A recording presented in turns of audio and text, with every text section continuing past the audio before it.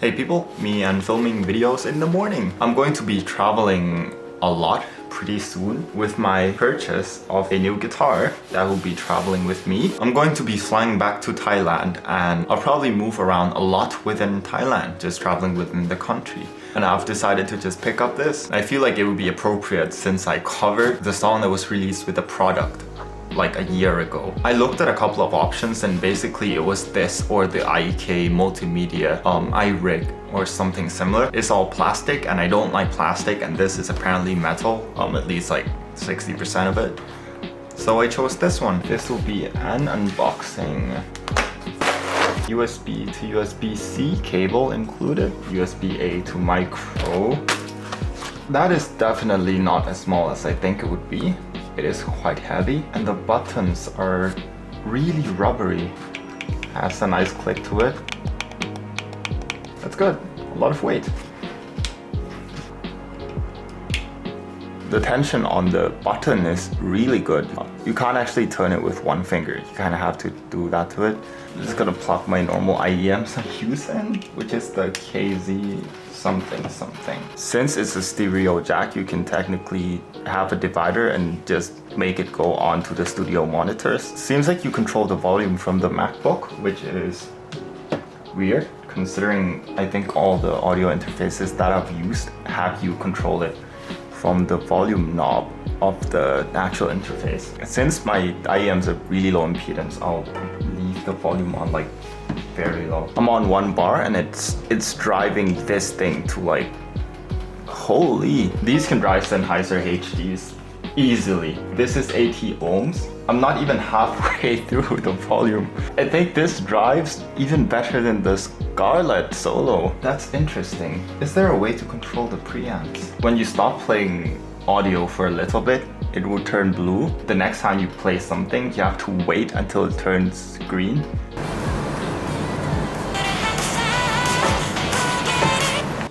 That's connected to a proper thing. Use it for what it was meant to do. This is my Ibanez AZ. My probably most beloved guitar. I think everyone asks what this is. It's an AZ47P1QM. Okay, the levels should be correct now.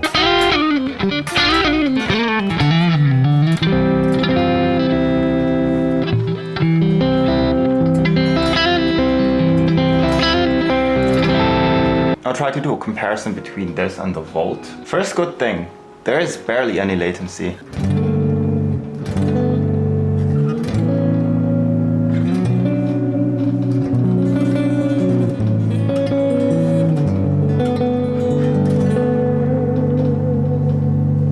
There's no delay, literally. Purple squeeze, medium compression.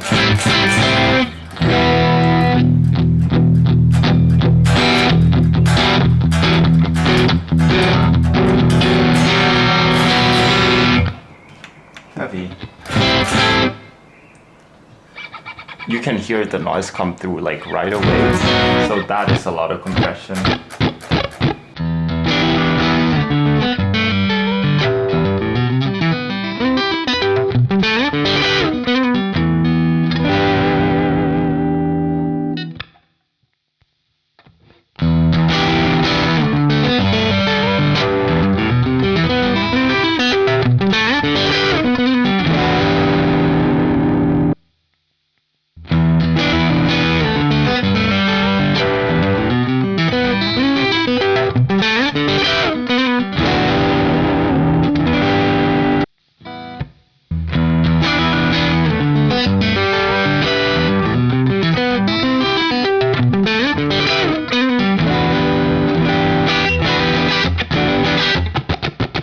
So now we're just gonna take a look at what's actually going on under the hood of this guy. I'll just let the audio play first.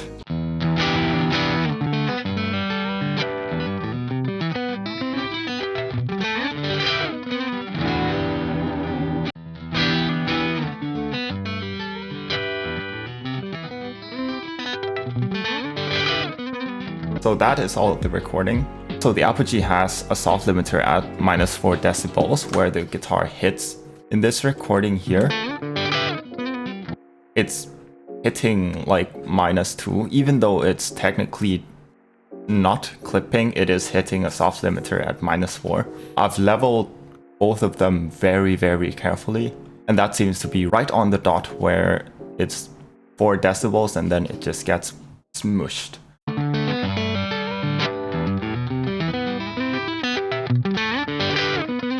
Again, it hits around 4 decibels. Smooth leveler kind of just does its thing. It feels like it's just adding a little bit of body to the sound, which is not really intrusive or anything. When you're using a compression before the noise gate, what ends up happening is that the noise gate doesn't take care of the noise. So you basically treat it like a pre-processed signal. It won't be a problem as long as you're willing to push your gate up a little bit when you're using high gain.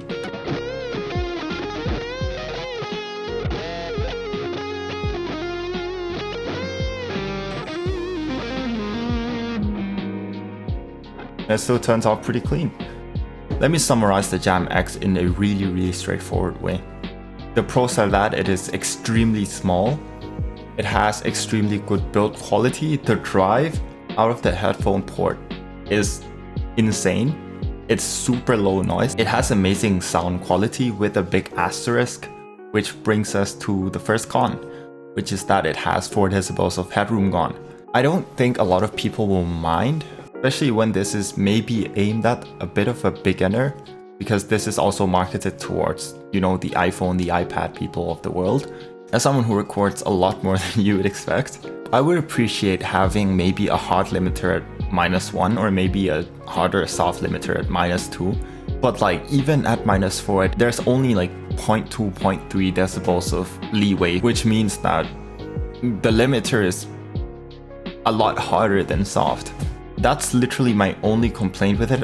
Well, that's my second one. Need I say more? I don't mind, because my Boss GT1K is also micro USB. I mean, I don't have to carry an extra cable. I don't mind. The only thing in murky water area is the price of this thing, because it is the same price as my Volt sitting here. If this is your only audio interface, I would not recommend, because first of all, you can't plug a mic into it. By being really good for what it is doesn't necessarily mean that it's not expensive for what it is.